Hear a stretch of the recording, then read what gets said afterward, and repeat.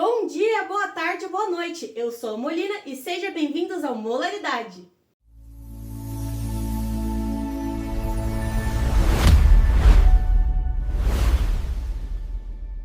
E hoje na nossa aula de Química nós vamos trabalhar lei de Hess e energia de ligação. Mas antes de começarmos esses temas, a gente pode relembrar de um assunto. O que é a entalpia? Toda reação química envolve uma variação de energia. E essa variação de energia nós chamamos também de variação de entalpia, que é representado por ΔH. Lembrando sempre que esse delta, esse triângulozinho que a gente vê nas nossas aulas, significa algum valor final menos um valor inicial, certo? Então, toda variação é representada pelo delta. Então, o que a gente pode ver nesse ΔH? Se o ΔH se trata sobre uma variação, então ele vai ser a entalpia dos produtos menos a entalpia dos reagentes.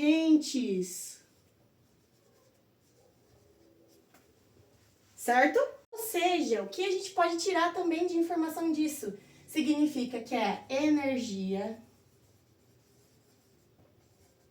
final, como eu já tinha dito aqui em cima para vocês, menos a energia inicial. Quando a gente trabalha a energia, a gente pode lembrar de dois tipos de reações: a reação endotérmica e a reação exotérmica. A nossa reação endotérmica é aquela reação que absorve calor do ambiente, ou seja, o valor que a gente vai encontrar no nosso ΔH é maior que zero. E o que significa a palavra endo? A palavra endo é um macete para a gente poder lembrar desse tipo de reação. A endotérmica, ela entra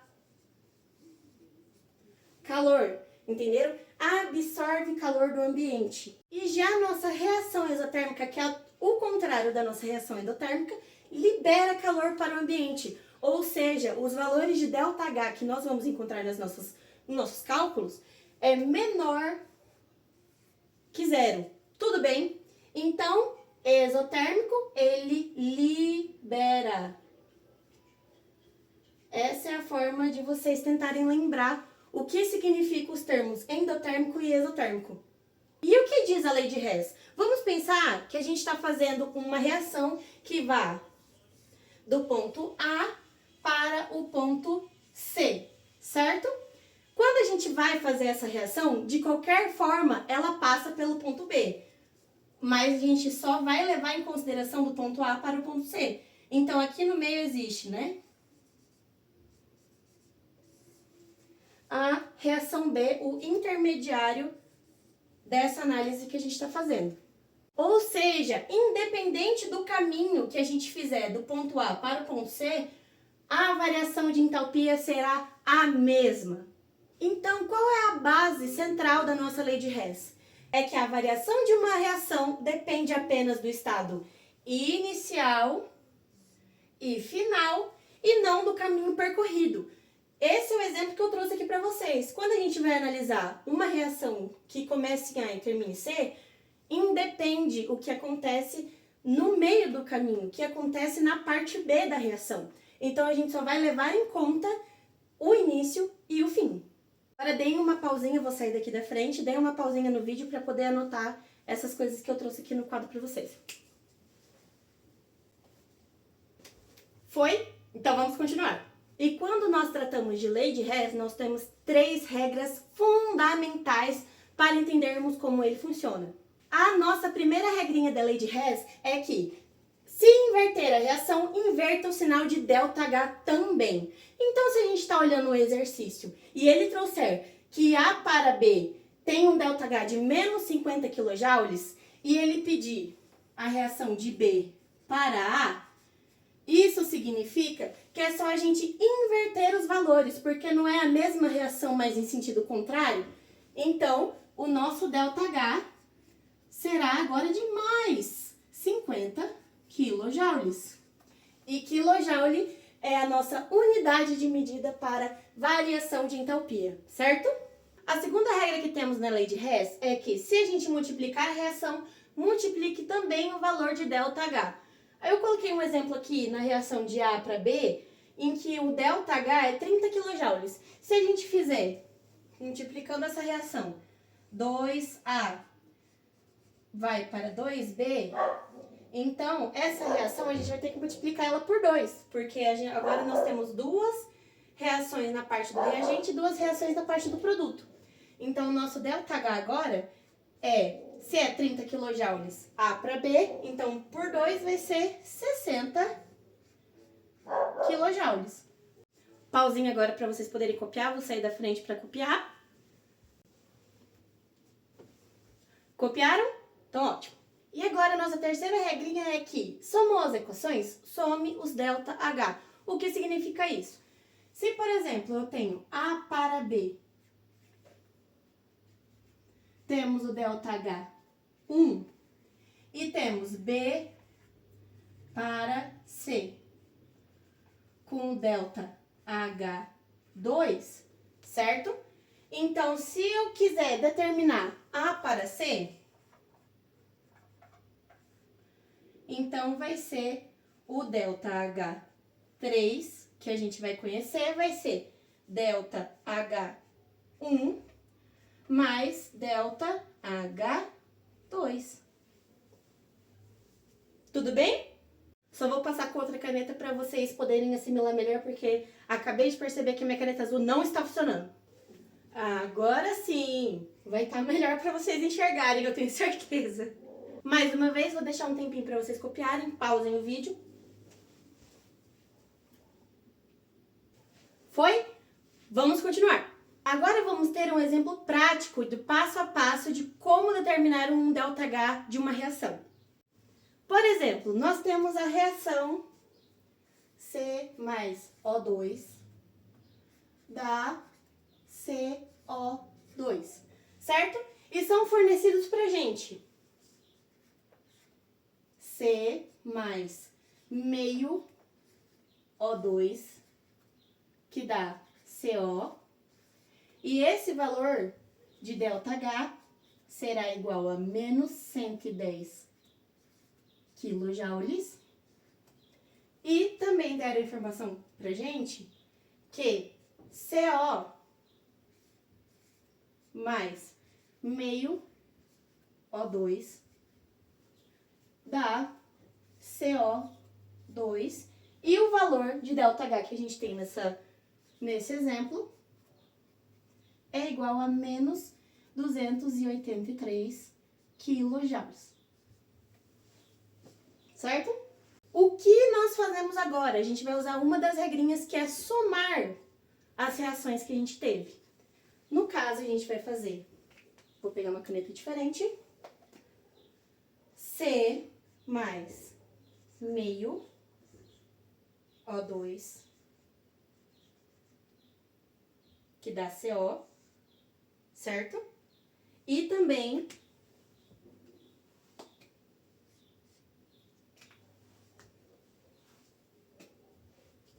CO mais meio O2, que dá CO2. Nesse caso aqui, o nosso CO, ele aparece como produto na primeira e o reagente na segunda. Então, a gente pode cancelar o CO nessa reação, que vai ficar assim, assim. Meio O2 mais meio O2 vai ficar C mais CO mais O2, que fica CO mais CO2. Essa é a nossa reação global a partir dessas duas reações, tudo bem? E nesse exemplo, o que a gente está procurando? C mais O2 é igual a CO2.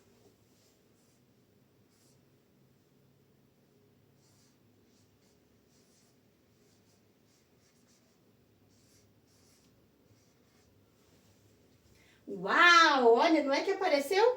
A mesma coisinha que a gente estava procurando? Agora nós vamos somar os valores de ΔH, porque a gente já conseguiu determinar que a junção dessas duas reações realmente é verdade e a gente encontra o que a gente precisava. Então, vai ser menos 110 mais menos 283.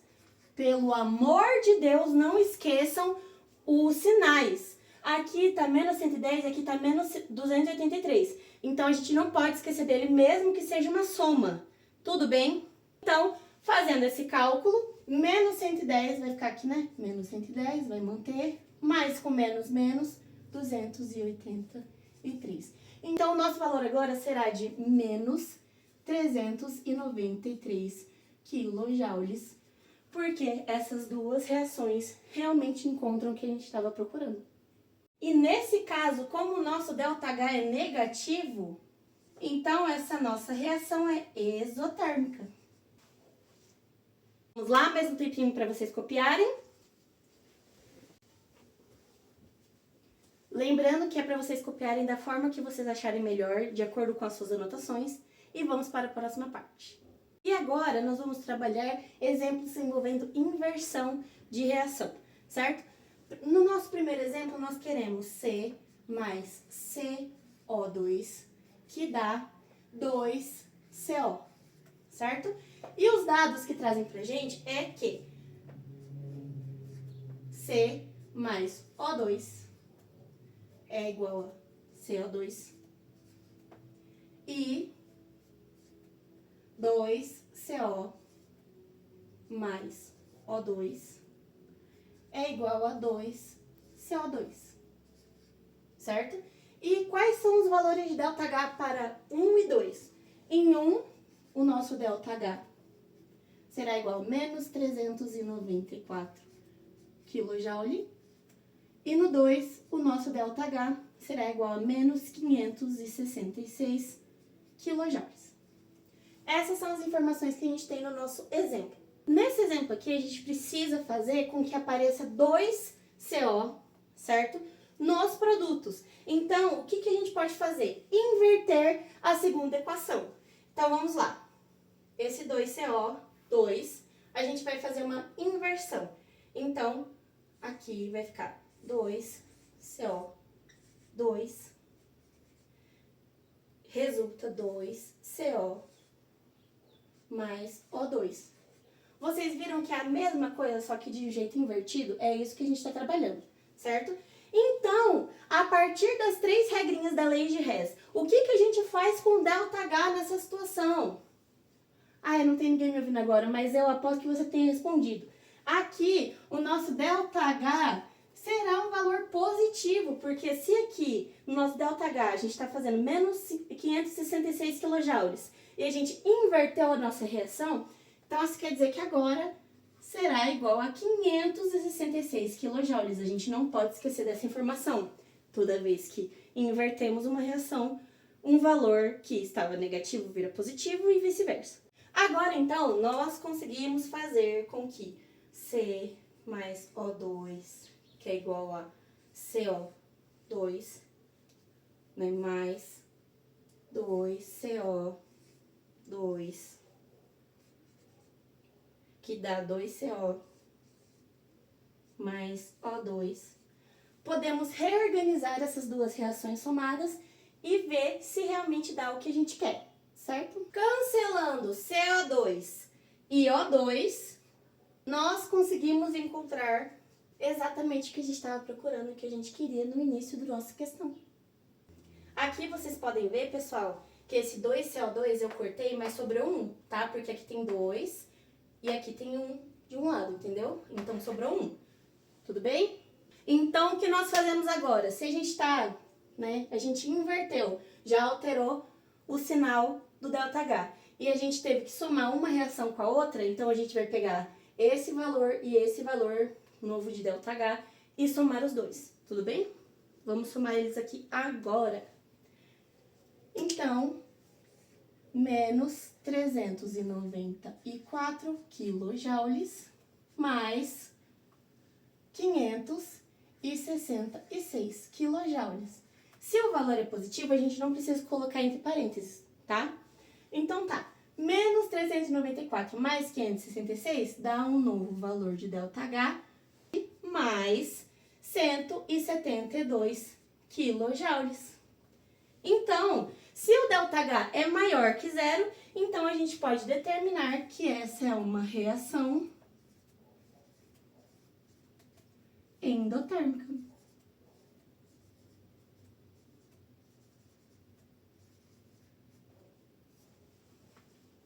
Mais uma pausa para vocês poderem copiar. Vamos continuar? E agora, como a gente pode, né, alinhar a ideia de resolver uma questão sobre lei de Hess numa prova? Então, a gente pode fazer assim. Primeiro, a gente vai escrever a equação ou reação, né, que a questão quer.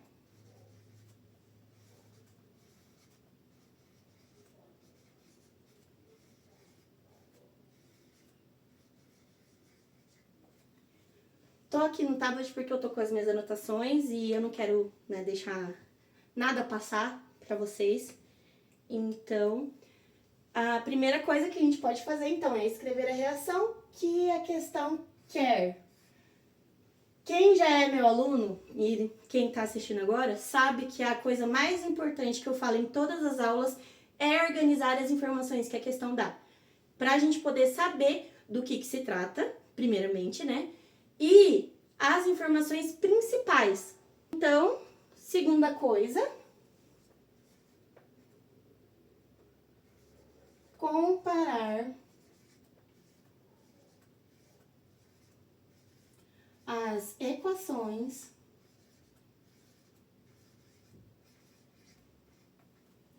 fornecidas.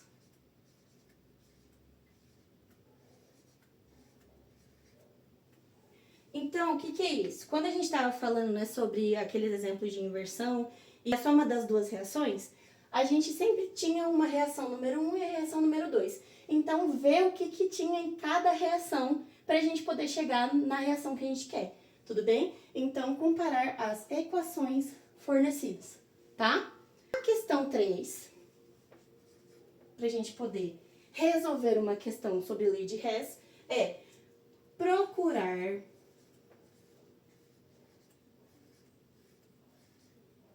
uma substância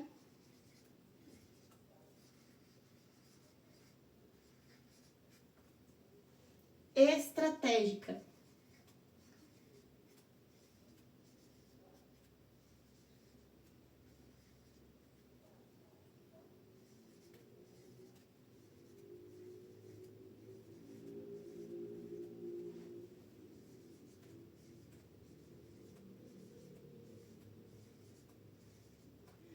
Da reação que a nossa questão pede, entendeu? Então, quando a gente fala sobre isso, é porque, por exemplo, a gente estava falando sobre a questão de inversão agora há pouco. O que se trata, né, falar sobre uma substância estratégica? A gente não estava falando sobre uma reação que era C mais CO2? Então, a gente analisa a primeira e a segunda reação para ver qual mais tem afinidade com a equação que a gente está procurando, a reação que a gente precisa, né? Então, aqui é extremamente importante porque a gente vai estar realmente analisando de uma forma mais direta sobre como a gente pode reorganizar, por exemplo, a equação, ou se a gente precisa de uma inversão, se a gente precisa dobrar essa equação, entenderam? Então, a gente tem que procurar um ponto-chave para poder começar a reorganizar as equações que estão ali, ou se não precisa reorganizar nada, certo? Depois disso, a gente tem que ver se precisa inverter alguma equação. Por que isso é tão importante? Porque lembra que quando a gente inverte uma equação, o ΔH que a gente tem pode trocar de sinal?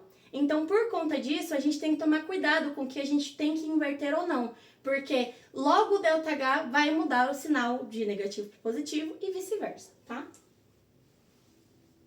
Depois disso, né, se a gente já visualizou que precisa ou não inverter alguma equação, logo em seguida a gente tem que ver se precisa multiplicar alguma dessas equações das reações que foram passadas pra gente no exercício, certo?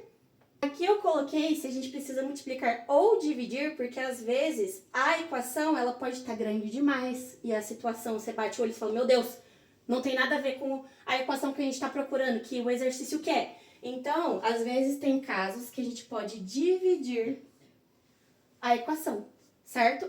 Ou né, multiplicar, como a gente já passou nos exemplos aqui das regrinhas da lei de Hess. Depois de tudo isso que a gente verificou, né, escrever a reação, comparar as equações, procurar uma substância estratégia, ver se precisa inverter, depois ver se precisa multiplicar ou dividir, a gente já pode somar as equações. Depois de somar as equações, a gente cancela substâncias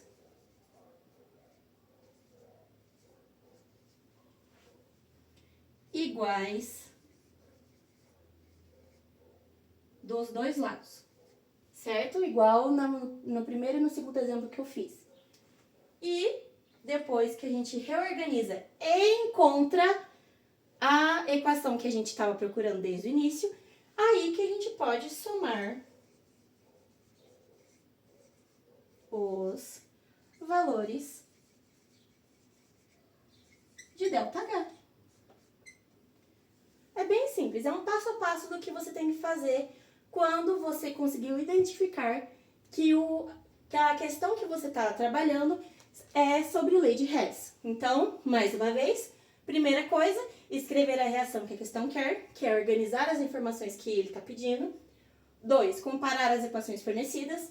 3, procurar uma substância estratégica da reação desejada. 4, veja se precisa inverter alguma reação. Tem que ser nessa ordem, tá, galera? Depois, veja se precisa multiplicar ou dividir alguma equação. 6, somar as equações. 7, cancelar substâncias iguais dos dois lados. E 8, somar os valores de ΔH. Então, eu vou deixar um tempinho aqui para vocês poderem copiar, tá?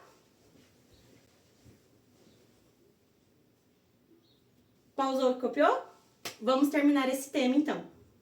Para finalizar, então, a nossa lei de Hess, as regrinhas mais importantes que você precisa lembrar quando você estiver montando as equações nos seus exercícios é que, primeira coisa, se inverteu a equação,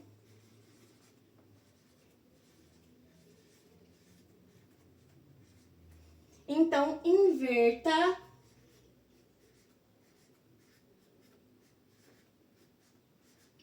o sinal de ΔH, entenderam? Então, se o ΔH inicialmente estava negativo, ele vai virar positivo. Se estava positivo, vai virar negativo, certo? Não pode esquecer disso. E a segunda coisa, se multiplicou a equação,